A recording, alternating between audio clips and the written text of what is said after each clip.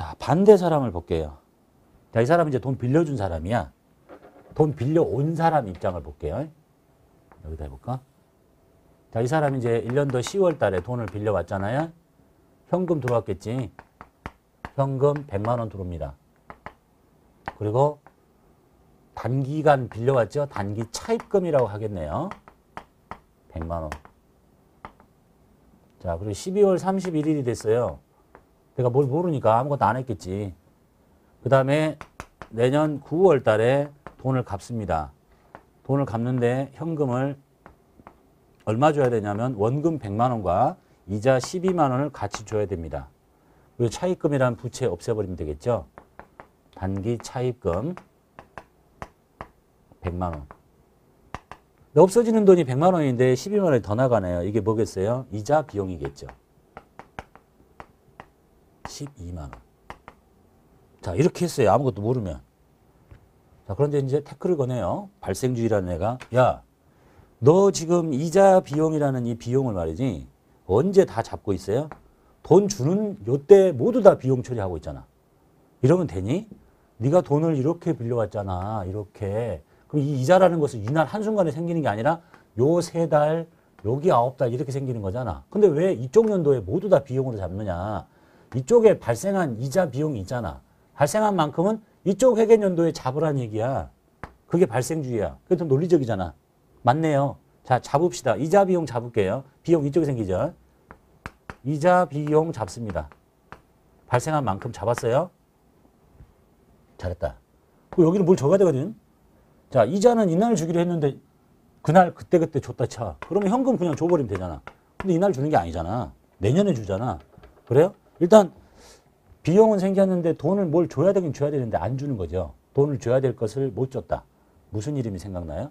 미지급금이 생각이 나죠. 미지급금의 성질을 갖는 부채를 만듭니다. 미지급금의 성질을 갖는 부채를 만드는데 그거를 아까 쟤처럼 수익과 같이 인식해라. 얘는 비용과 같이 인식해라. 이렇게 하는 거야. 그래서 이름이 미지급 비용인 거야. 미지급 비용이요. 3만 원. 부채예요. 비용이 아니라. 미지급금의 성질을 갖는 부채를 만드는데 그걸 비용과 함께 인식해라. 그래서 미지급 비용. 이름 어렵죠. 논리는 제 설명한 거하고 똑같으니까. 발생한 만큼 비용 잡아. 근데 당장 돈을 주지는 않잖아. 하여간 미래에 줘야 되잖아. 그 미래에 줘야 될 부채를 잡는데 미지급금의 성질을 갖는 부채를 비용과 함께 인식해라. 미지급 비용. 이렇게 씁니다. 그리고 나서 이제 그러면 이쪽에 3만 원만큼의 비용이 생긴 거죠. 그럼 이제 이쪽 비용은 9만 원만 생겨야 되잖아. 근데 이 12만 원 이렇게 하면 안 되지. 9만 원만 적어요. 그 양쪽에 차이가 벌어지죠. 여기 미지급 비용이라는 부채를 줄입니다.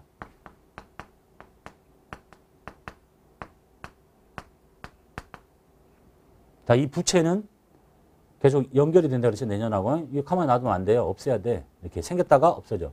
이걸 압축을 시키면 아까 저처럼 몰랐던 거하고 똑같아지는 거예요. 이자 비용 12만 원. 이거 생겼다 없어지고. 예? 근데 회계 연도가 잘리니까 이 사이를 이렇게 벌려놓는 거죠. 그래서 비용 잡고 미지급금의 성질을 갖는 부채를 비용과 함께 인식하자. 그래서 미지급 비용. 이렇게 하시는 거예요. 이해됐나요? 어렵나요? 근데 이제 그 다음에 질문이 많은 것 중에 하나가 다른 건 잘 안 물어보는데 미지급금과 미지급 비용의 차이를 엄청나게 많이 물어보네요. 그래서 이 시험 최초에는 이런 혼란이 별로 없었는데 출제위원도 미지급금인데 요거를 미지급 비용인 것을 답으로 이렇게 하는 사람이 생기기 시작했어요. 그러다가 또 출제위원 바뀌면 이겁니다. 이 스토리가 이래. 이걸로 답을 했다가 어떤 사람이 이걸로 답을 했다가 또 어떤 사람이 이걸로 했다가 이제는 그러니까 항상 이게 이름이 2개씩 나와. 미지급금도 답이고 미지급 비용도 답입니다. 왜 그러겠어요? 초기가 아니죠. 또 중간에 출제위원이 바뀌면서 어떤 짱구가 이걸 답을 이거 해버린 거야. 이건데 계속. 그래서 이제 아주 혼란이 생기는 거죠.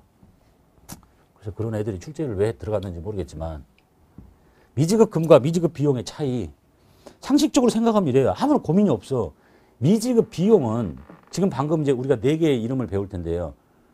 선수 수익, 미수 수익, 선급 비용, 미지급 비용은 연도 중에 쓰는 이름이 아니에요. 기말 결산할 때 방금 이 12월 31일 날 발생주에 따라서 뭔가를 쪼개기 위해서 잠깐 쓰는 이름이야. 연도 중에 뭐 제일 많이 쓰는 게 미지급 비용은 비용을 줘야 되는데 돈을 못 줬구나. 뭐 예를 들어 복사기를 고치라고 해서 누가 고쳤는데 비용이 발생하겠죠? 근데 돈이 없어서 안 줬네. 다음에 주기로 했네요. 그럼 비용인데 돈 늦게 주는 거잖아. 나중에 주는 거잖아. 미지급 비용 아니냐. 이렇게 이제 사고방식이 출발하는 거예요. 응? 그렇지 않습니다. 미지급 비용, 이거는 연도 중에 쓰는 게 아니다. 이렇게 보시면 돼요. 상식적으로. 자, 봐볼게요. 미지급금. 자, 봐요. 자, 1월달 급여를 주는데 우리 회사는 1월달 급여를 1월 말에 줘요. 그럼 이렇게 하면 되지. 현금. 매달 말에 주는 거야. 근데 돈이 없어요. 돈이 없어서 못 줘요. 그러면 회계처리는 돈 준다 하는 게 아니잖아요. 한 달 일 다 시켰잖아. 돈 없었다 못 준다고? 그러면 미지급 금 이렇게 하는 거야. 그 미지급 비용이라고 하는 게 아니라. 네? 그래가지고 뭐 다음 달 10일 날 돈이 생겨서 주면 이 미지급금 빼고 그냥 현금 주면 되잖아요. 이렇게? 미지급 비용 아니에요.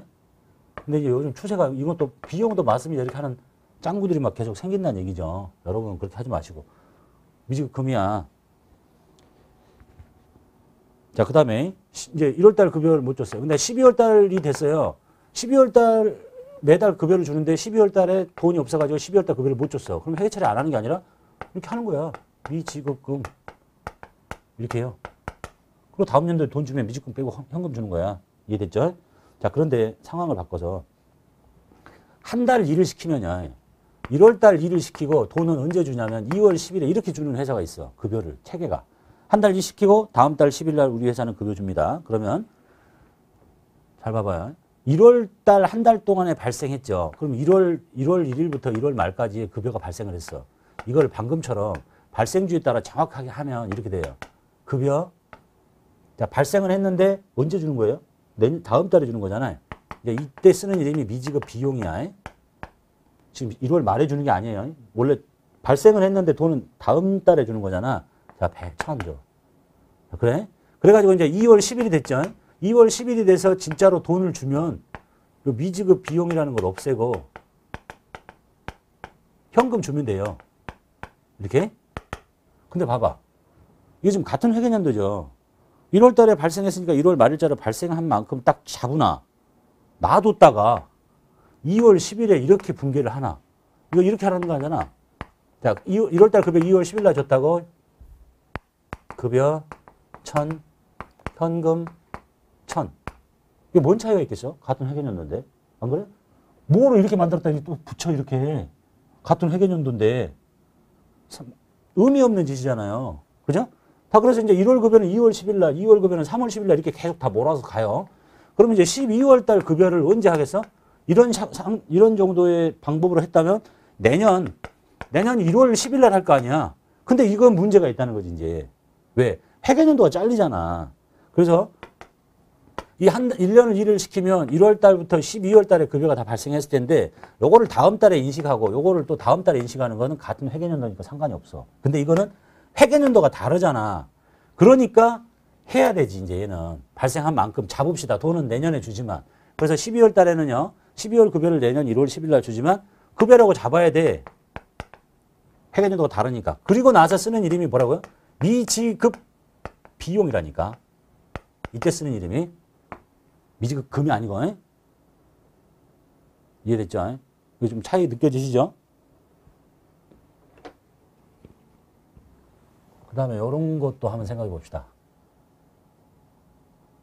이제 예를 들어서 이제 봅시다. 발생주에 따라서 급여를 주고 미지급 비용이라고 처리하고, 그 다음에 2월 10일 날 미지급 비용이 없애고 현금이 없어서 돈을 못 줘봐요. 2월 10일이 됐는데 그러면 이 미지급 비용은 뭐로 바뀌냐면 미지급금으로 바뀝니다. 이렇게. 자, 1월달 급여를 1월달에 줘야 되는데 못 주면 미지급금이죠.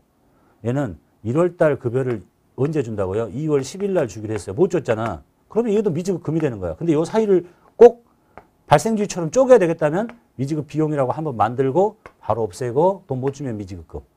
이렇게. 됐죠? 그래서 실수하기가 쉬운 게 뭐냐면, 자, 결산 문제입니다. 결산 문제면 무조건 뭐 이것이 미지급 비용이 나와야 되는가 이렇게 착각하시면 안 돼요. 아까 말씀드렸죠. 12월 달 급여를 12월 달에 줘야 되는 회사가 12월 달 급여를 못 줬다. 그러면 급여 미지급금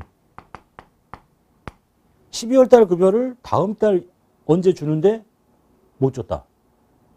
급여 미지급 비용이에요. 차이 잘 받으시고.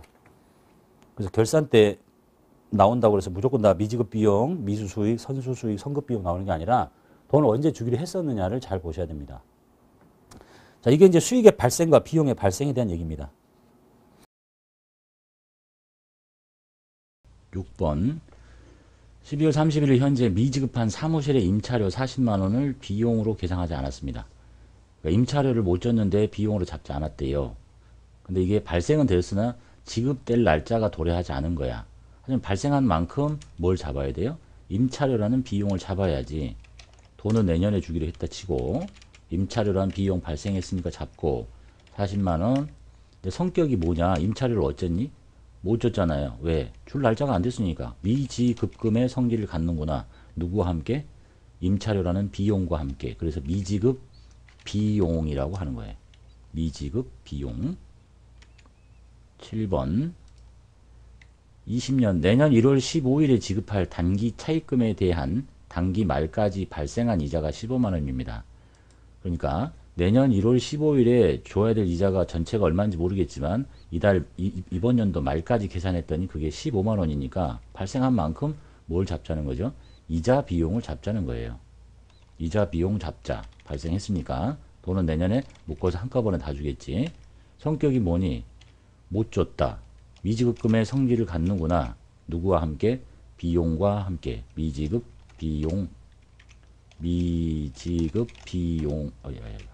미지급 비용이라고 하시면 되네요.